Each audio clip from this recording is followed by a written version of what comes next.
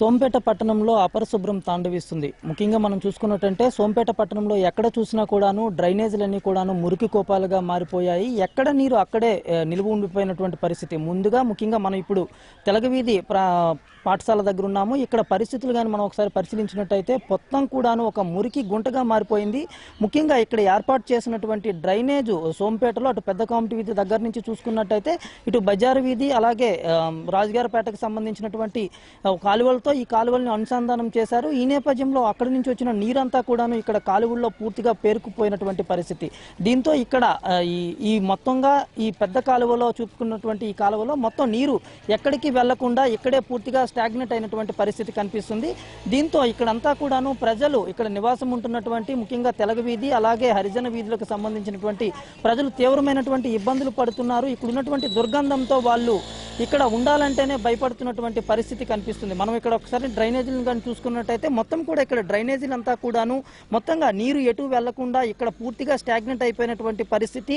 దశాబ్దాలుగా సుమారు 2-3 సంవత్సరాలకు పైగా కూడాను ఇక్కడ డ్రైనేజీలు క్లీన్ చేసినటువంటి పరిస్థితి కనబడటం లేదు. ముఖ్యంగా ఇక్కడ మనం ఒక విషయాన్ని కానీ గమనించినట్టయితే ఇక్కడ ఈ డ్రైనేజీకి ఆనించుకొని ఒకవైపు స్కూల్ ఉంది, అలాగే మరోవైపు ఇక్కడ ఉన్నటువంటి దేవాలయాలు కూడా ఇక్కడ ఉన్నటువంటి వెళ్చినటువంటి పరిస్థితి. వీటన్నిటి నేపథ్యంలో ఖచ్చితంగా వీటికి సంబంధించినటువంటి ఒక చర్యలు తీసుకోవాల్సినటువంటి అధికార యంత్రాంగం తమకేమీ పట్టనట్టు వ్యవహరిస్తుంది. అయితే ఇక్కడ కాలువకు సంబంధించినటువంటి వ్యవహారంలో అటు ఇరిగేషన్ అధికారులు అలాగే పంచాయతీ అధికారులకు సంబంధించి వాళ్ళంతా కూడాను సమన్వయ లోపం మనకి స్పష్టంగా కనిపిస్తుందని చెప్పవచ్చు. ఎందుకంటే ఈ కాలువ అంతా కూడాను వ్యవసాయానికి సంబంధించినటువంటి ఇక్కడ కాలువని ఏర్పాటు చేశారు. అనంతరం ఈ కాలువ వ్యవసాయ రంగానికి సంబంధించినటువంటి ఇరిగేషన్ అధికారులు పూర్తిగా విడిచిపెట్టేశారు. ఆ తర్వాత పంచాయతీ అధికారులు కూడాను పంచాయతీకి సంబంధించినటువంటి మిగతా వీధుల నుంచి కూడాను డ్రైనేజీ వాటర్ని ఇక్కడికి విడిచిపెడుతున్నటువంటి పరిస్థితి కనిపిస్తుంది. కానీ తర్వాత దానికి సంబంధించినటువంటి పర్యవేక్షణ అలాగే దానికి సంబంధించినటువంటి నిర్వహణ లోపం మాత్రం మనకి స్పష్టంగా కనిపిస్తుంది. ఈ విషయంలో అయితే మాకేం సంబంధం లేదని ఇరిగేషన్ అధికారులు చెప్తున్నారు. ఇరిగేషన్కి సంబంధించినటువంటి కాలువ కాబట్టి తాము ఎలాంటి ఇక్కడ సంబంధించినటువంటి పనులు చేయలేమన్నటువంటి పంచాయతీ అధికారులు చెప్తున్నటువంటి పరిస్థితి. మొత్తంగా ఈ 2 శాఖలకు సంబంధించినటువంటి అధికారుల సమన్వయ లోపం విద్యార్థులకు అలాగే ఇక్కడ నివసిస్తున్నటువంటి ప్రజలకు చాలా శాపంగా మారింది. ముఖ్యంగా అంటురోగాలు ప్రబలుతున్నటువంటి పరిస్థితిలో ఒకవైపు స్వచ్ఛ భారత్ చేయాలి, పరిసరాలను నీట్గా ఉంచుకోవాలని చెప్పేసి ప్రభుత్వం పెద్ద పెద్ద మాటలు చెప్తున్నా గ్రామ స్థాయిలోకి వచ్చేటప్పటికీ అధికారులు వాటినేటిని పట్టించుకోవట్లేదు. అసలు స్వచ్ఛ భారత్ అన్న మాట మన సోంపేట పట్టణంలో ఎక్కడ వినిపించినటువంటి పరిస్థితి కనిపిస్తుంది.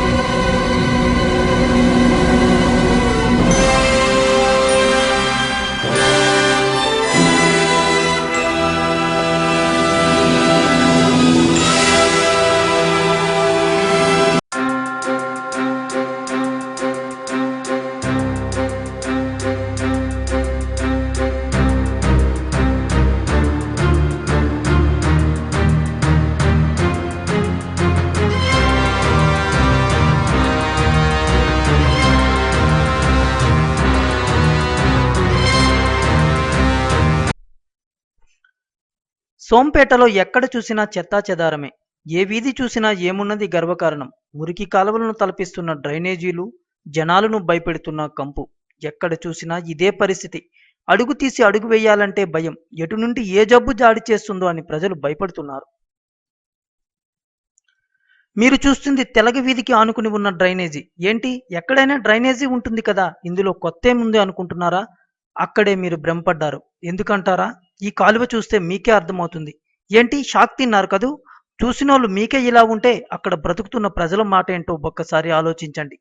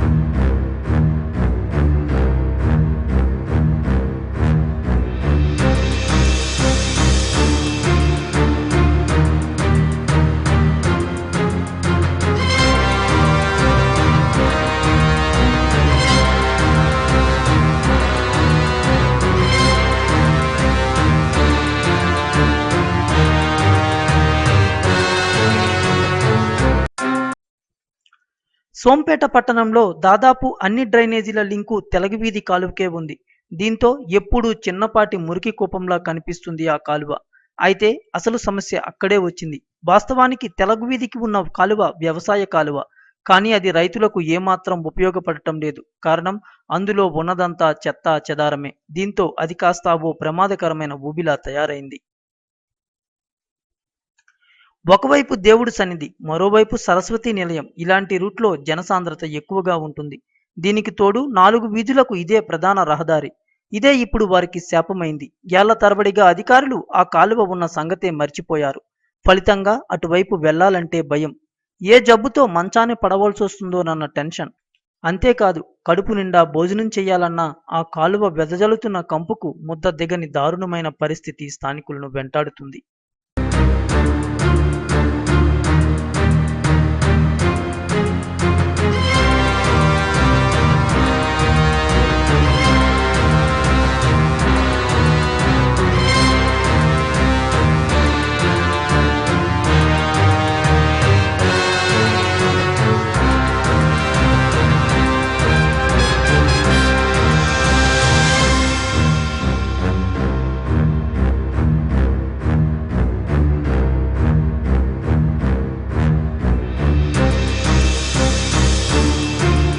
వల్ల చాలా ఇబ్బందులు పడుతున్నామండి.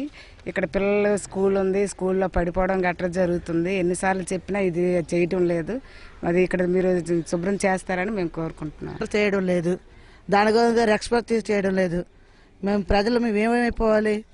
పిల్లల గురించి చాలా బాధపడుతున్నారు, పెద్దలు బాధపడుతున్నారు. ఈ దోమల నుండి తాకు పురుగులు అయిపోవడము, నానా బాధలు పడుతున్నారు ఇక్కడ. ఇక దీని గురించి పిన్నెలు లేదు, ఏమీ వేయడం లేదు. ఈ చైర్మన్ చెప్పినా లేదు, ప్రెసిడెంట్ చెప్పినా వినడం లేదు. ఎవరు చెప్పినా వినకుండా మేము హాస్పిటల్కి మేము పాలవడం కానీ మా దేనికి పనికి రాకుండా అయిపోయినాం మేము. మీరు ఎందుకు పంచాయతీ ఉండాలి? దాని గురించి రెస్పెక్ట్ చేయడం లేదు.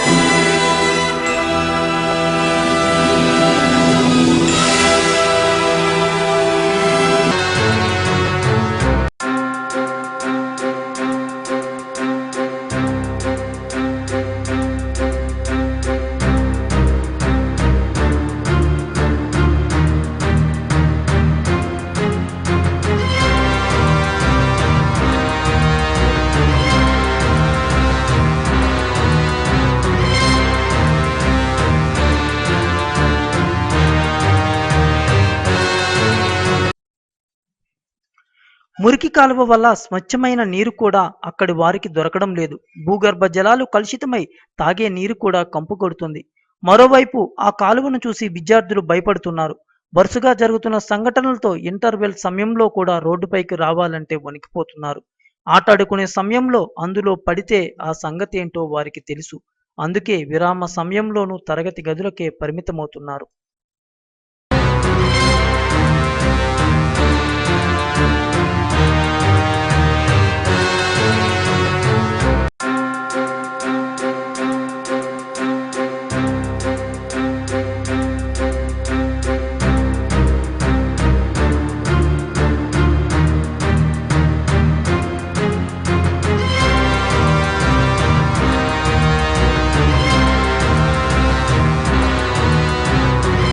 ఆ రోజు నుంచి ఈ రోజు వరకు కూడాను ఇక్కడ పారిశుద్ధ్య పరిస్థితులు చాలా అధ్వాన్నంగా ఉన్నాయి. ఇక్కడ ఏంటంటే ఒకరి వల్ల ఈ పని జరుగుతుంది అని అనడం కంటే అందరిలో కూడా మార్పు రావాలి. కారణం ఏంటంటే ఇక్కడ రోడ్డు అనేది చాలా సన్నగా ఉంటుంది. ఏదైనా వెహికల్ వచ్చేటప్పుడు ఈ విద్యార్థులు ఆ స్కూల్ గవర్నమెంట్ స్కూల్ ఇక్కడ ఉంది, అలాగే ప్రైవేట్ స్కూల్ ఉంది. దాదాపు 800 మంది విద్యార్థులు ఇక్కడ చదువుతున్నారు. వాళ్ళు రోడ్డు వైపు నుంచి ఏదైనా వస్తే వెంటనే వాళ్ళు డ్రైనేజీలో పడిపోవడం కూడా జరిగిన సందర్భాలు చాలా ఉన్నాయి. అంతేకాకుండా ప్రతి ఒక్క వ్యక్తి కూడాను వ్యక్తిగతమైన శ్రద్ధ తీసుకోవాలి. ఎవరిలో వాళ్ళకి మార్పు రావాలి. బహిరంగ మలమూత్ర విసర్జన ఇక్కడ అతి ముఖ్యమైన సమస్య. వర్షాకాలంలో ఇదంతా కలిసి భూమిలో ప్రవేశించడం వల్ల మన ఇక్కడ చుట్టుపక్కల ఉండే నూతుల్లోనికి బోర్వెల్స్లోనికి కూడాను ఆ దుర్గంధం అంతా వెళ్ళి తీవ్ర అనారోగ్యానికి ప్రజలు గురవుతున్నారు. ఇటువంటి వాటిలో ఎవరిని నిందించాలో తెలియని పరిస్థితి ఇక్కడ.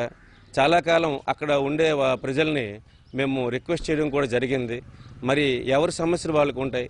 ఈ ప్రభుత్వం వారు కానీ ఎవరు కానీ వాళ్ళ తాలూకా ప్రజలకు కల్పించవలసిన వస్తువులు కానీ కల్పిస్తే ఇది కొంతవరకు ఆగే అవకాశం ఉంటుందని నా యొక్క ఉద్దేశం.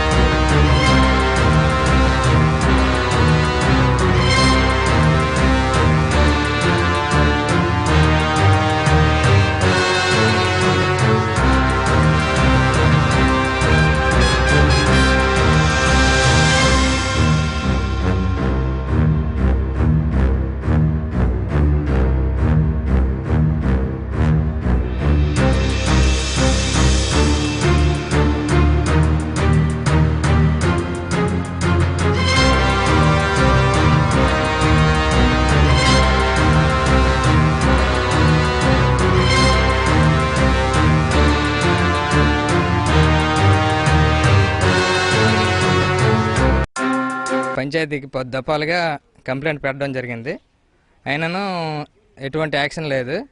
ఇది ఇరిగేషన్కి సంబంధించింది చెప్పి పంచాయతీ వాళ్ళు విడిచిపెట్టేస్తున్నారు. పంచాయతీకి ప్రెసిడెంట్ గారికి ఈవో గారికి అడుగుతుంటే అది ఇరిగేషన్కి రాశామని చెప్తున్నారు. ఇరిగేషన్కి కాలువకి పంచాయతీ కాలువలన్నిటికీ అనుసంధానం పెట్టి ఆ వాటర్ అంతా దీంట్లో స్టోరేజ్ అయిపోతుంది. ఎటువంటి వాటర్ కూడా ఫ్లో అవ్వట్లేదు. దానివల్ల మరికొద్దిగా విపరీతమైన కలుషితం అయిపోయి దోమలు, నెక్స్ట్ విపరీతమైన పురుగులు, ఆ వాటర్ ఏమో బోర్వెల్స్కి అన్నిటికీ సింక్ అయిపోయి బోర్వెల్స్ అన్నీ కొలప్స్ అయిపోతున్నాయి. ఆ వాటర్ తాగడం వల్ల మరికొద్దిగా అనారోగ్యం అయిపోయి ప్రజలు మరికొద్దిగా హాస్పిటల్ పాలైపోయి విపరీతమైన అనారోగ్యానికి గురయ్యి ఎక్కడ సంపాదించిన డబ్బులు నేను హాస్పిటల్లోనే పోస్తున్నారు. కానీ ఎవరు కూడా పంచాయతీకి వచ్చి కంప్లైంట్ చేయడం లేదు. ఎటువంటి యాక్షన్ కూడా పంచాయతీ తీసుకోవట్లేదు. ఎప్పుడు అడుగుతున్నా ఏదో చూస్తామంటున్నారు. కలెక్టర్ గారికి ఒక లెటర్ పెట్టాం కానీ దాని గురించి ఎటువంటి ఇది లేదు. ఈవో గారికి పొద్దుదప్పాలు ఇవ్వడం జరిగింది, కంప్లైంట్ చెప్పడం జరిగింది. నెక్స్ట్ అలాగే ఈ ప్రక్కన పందులు కూడాను మేపుతున్నారు. దానికి యాక్షన్ లేదు. ఎటువంటి ఇది కూడాను యాక్షన్ తీసుకోవడం మానేశారు. అలాగే ఎండిఓ గారికి కూడా దీని గురించి కంప్లైంట్ పెట్టాము, అదే పందుల విషయమై. కానీ అది 1 రోజులో 10 రోజుల్లో 2 రోజుల్లో తీశారు. మళ్ళీ మా కంటిన్యూగా అదే కంటిన్యూ అవుతుంది.